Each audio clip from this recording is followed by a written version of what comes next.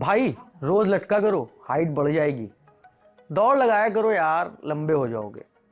ऐसे तो तुमको कोई लड़की मिलने से रही। बचपन में मुझे ऐसे बहुत से मशवरे मिले जिनमें हाइट को लेकर मेरा खूब मजाक उड़ता था। जिस रफ्तार से मेरे हम उम्र साथी मुझसे लंबे होते जा रहे थे, वैसे वैसे ये मजाक लेवल 2 और लेवल 3 क्रॉस कर रहा था। इन सब की वजह से हालत ये हो चली थी कि मुझे अपने लंबे दोस्तों के साथ चलने खड़े होने में भी शर्म आने लगी थी। सबसे ज़्यादा बुरा तब लगता जब स्कूल के ग्राउंड में होने वाली प्रेयर के दौरान मुझे लाइन में करीब करीब सबसे आगे खड़े कर दिया जाता। मैं दिल से बैक बेंचर हूँ, लेकिन कम हाइट की वजह से मुझे आगे बैठा दिया जाता, खड़ा कर दिया जाता। इस तरह की फीलिंग्स वाला मैं अकेला लड़का नहीं था। मेरे कई साथी भी शॉर्ट हाइट की वजह से होने वाले कॉम्प्लेक्स से परेशान थे। किसकी लंबाई कितनी होनी चाहिए, कथित स्टैंडर्ड से कम हाइट वाले लड़कों को क्या कुछ झेलना पड़ता है। लड़कों के लिए टॉल, डार्क और हैंडसम होना खूबसूरती की परिभाषा कैसे बन गया, आज बात इसी पर होगी।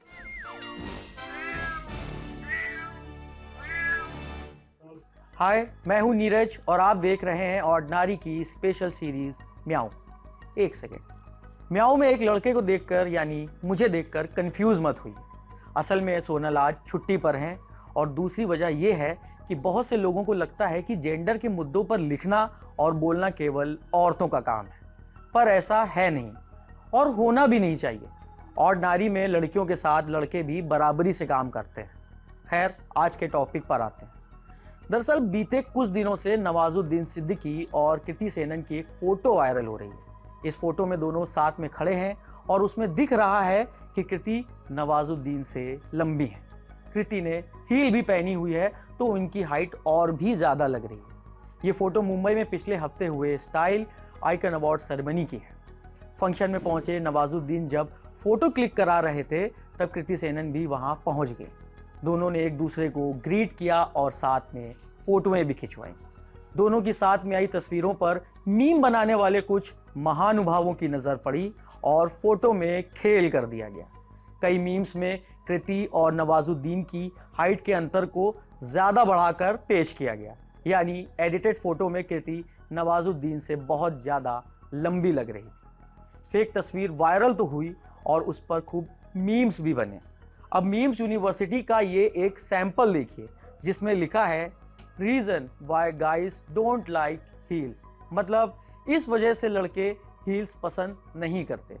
वायरल तस्वीर पर मीम्स तो बने ही, एक से एक कमेंट्स भी इस पर खूब आए। एक फेसबुक यूजर ने कृति सेनन के बारे में लिखा, सीढ़ी लगानी पड़ेगी। दूसरे फेसबुक यूजर ने लिखा, it seems Nawaz need to wear heels, मतलब ऐसा लगता है कि नवाज को हील्स पहनने की जरूरत है। नवाजुद्दीन अकेले नहीं है जिन्हें हाइट की वजह से ट्रोल किया जा रहा हो। हाइट को लेकर सलमान और आमिर खान के बारे में भी ऐसी बातें की जाती रही हैं। जैसे लड़कियों के लिए छरहरा बदन, गोरा रंग जैसे खूबसूरती के कथित पैमाने सेट किए गए हैं, वैसे ही लड़कों के लिए भी टॉल, डार्क और हैंडसम होने की परिभाषा गढ़ दी गई है। मैंने अपने आसपास खुद महसूस किया है कि कम लंबाई वाले लड़कों को चिढ़ाने के लिए लोग तरह तरह के नामों तक का इस्तेमाल करते हैं। इस मुद्दे पर हमने अपने न्यूज रूम के कुछ मेल एम्प्लॉय से बात कर हाइट को लेकर उनके एक्सपीरियंस जाने हैं। सुनिए।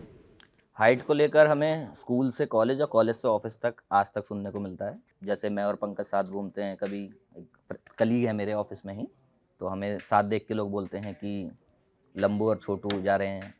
उसके अलावा स्कूल में भी ऐसा होता था कि हमें असेंबली में सबसे आगे, मुझे सबसे असेंबली में सबसे आगे खड़ा किया जाता था कि हाइट छोटी है इसलिए।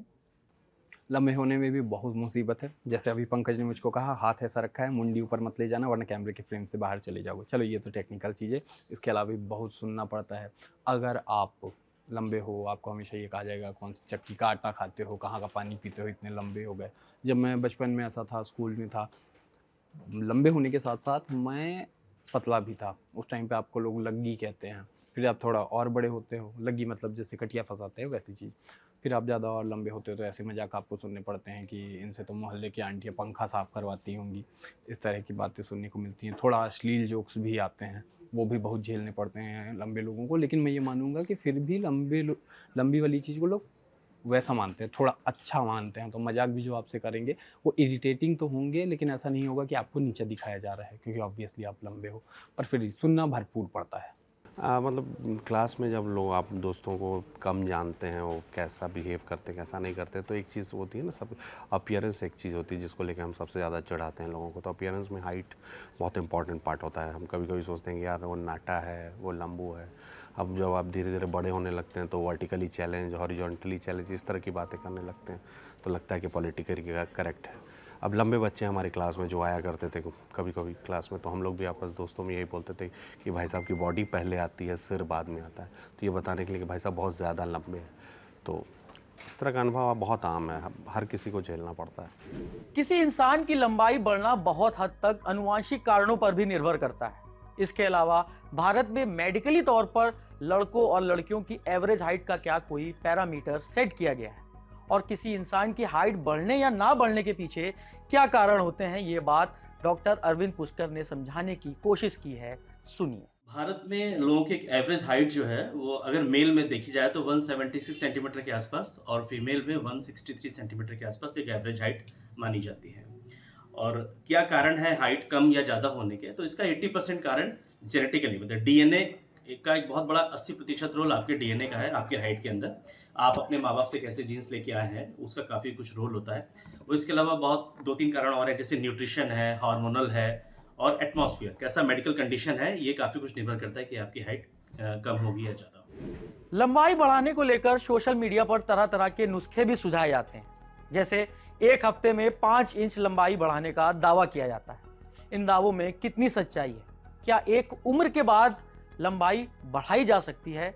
इस सवाल पर भी डॉक्टर अरविंद पुष्कर ने हमसे क्या कहा है, सुनिए। और इंटरनेट पे जो दावे किए जाते हैं कि 7 दिन के अंदर, 10 दिन में या 1 महीने में हाइट इतनी बढ़ाइए, तो ऐसा मेडिकली तो पॉसिबल नहीं है। और अगर कुछ मेडिसिन अगर कोई देते भी हैं तो मेडिसिन हो सकता है शरीर को नुकसान करें। आप इस बारे में जब भी कोई दवा लेनी हो या कोई राय लेनी हो तो आप एक क्वालिफाइड डॉक्टर से ही आप इसके बारे में राय लें। कोई भी शॉर्टकट हाइट बढ़ने का नहीं है। पर ईयर एवरेज, जैसा मैंने आपको बताया, एक इंसान की अब जब उसकी उम्र 1 साल होती है, 1 साल से लेकर प्यूबर्टी तक, यानी 18-20 साल तक जब तक वो मैच्योर होता है, 2 इंच हाइट एवरेज उसकी हर साल बढ़ती है। ये थोड़ा बहुत कम ज़्यादा हो सकता है, मैंने कहा ना कि सब पेशेंट के ऊपर डिपेंड करता है। लेकिन अगर आप फिजिकल एक्टिविटी नहीं करेंगे, स्ट्रेचिंग वाली एक्सरसाइज नहीं कर रहे हैं, या आप खाने पीने में कमी है, कैल्शियम की डेफिशिएंसी, या पानी कम पी रहे हैं, तो ये थोड़ा सा हाइट बढ़ने में दिक्कत होता है। उसके अलावा जो मिथ्स हैं लोगों की, दूध पीने से हाइट बढ़ती है, बहुत जिम करने से हाइट बढ़ती है, तो ऐसा नहीं है। हर चीज़ का अपना एक रेशियो है, एक अनुपात है। उससे एक्सेस आप कुछ भी करेंगे तो वो फ़ायदा करने की जगह आपको नुकसान करेंगे। कोई शॉर्टकट तरीका नहीं है। लोगों की फप्तियों और तानों से परेशान कई लोग हाइट बढ़ाने के लिए फिजूल के नुस्खों की तरफ भागने लगते हैं, पर उसके लिए तो आपने सुना ही है कि डॉक्टर क्या कह रहे हैं। रही बात टॉल, डार्क एंड हैंडसम की, तो इससे फर्क नहीं पड़ता कि आप दिखते कैसे हैं। फर्क इससे पड़ता है कि आप इंसान कैसे हैं, आप अपने काम में कैसे हैं, आप संवेदनशील हैं या नहीं। फिलहाल इस मुद्दे पर आपकी क्या राय है, कमेंट बॉक्स में हमें ज़रूर बताएं। कल नए टॉपिक के साथ मुलाकात होगी। शुक्रिया।